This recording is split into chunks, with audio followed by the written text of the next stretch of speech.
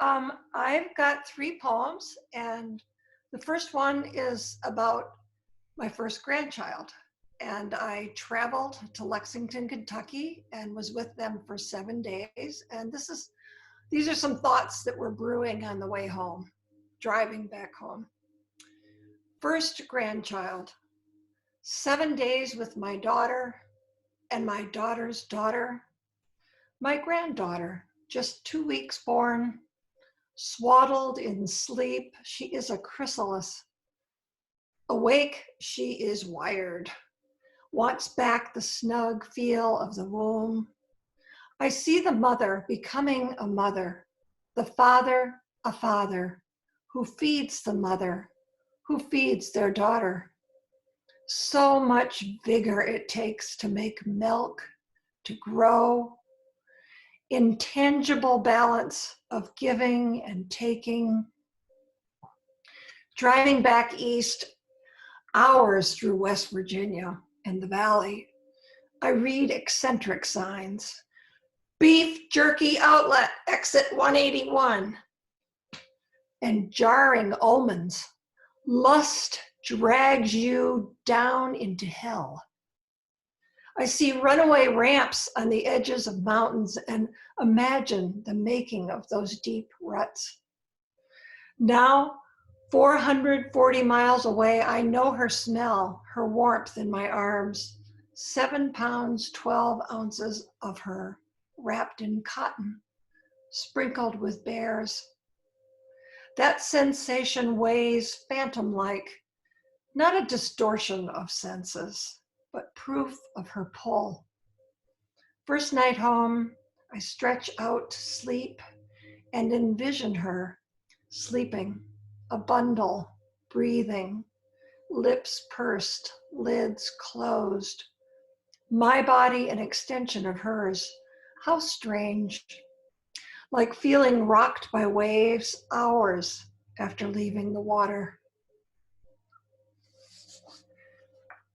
The second one is about a young man that I met at my brother's house, who was an EMT in Chicago.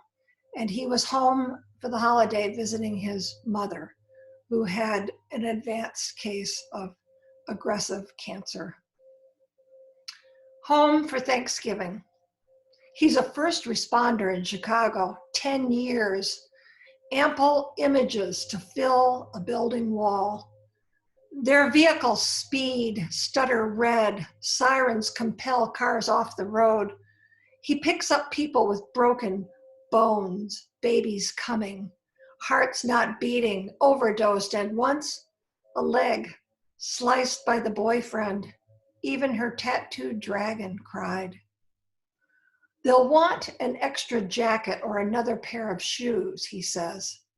A blanket's not enough and they're never willing to go. He's always picking up their bodies, strapping them on gurneys, sometimes fighting, sometimes still. Then he lays on hands to halt the bleeding, keep hearts beating, push in air, pull it out. One night, a call from Riverdale. Girl of 12, gunned down and dying. The rescuers needed rescue from what they saw and couldn't do. They gathered at the station, men and women dressed in jackets, heavy boots dripping rain, the chief, the veterans, and those just days on the squad. And they slotted off their skins, way too small, near transparent. Suddenly back home, he spins stories of saving, keeps tales of dying dark on the page. Paramedic, EMT, first responder making haste, nimble fingers carrying voice, find this vessel, that bone, breathing stopped, pupils large, anaphylaxis. Interventions by knowing hands. All of this he knows. He cannot save his mother. And the last one, I was supposed to play music, Patsy, I forgot. Oh well. was going to play a little bit of Keith Jarrett, but that's okay. This one's a little lighter. I don't know how to handle old lovers.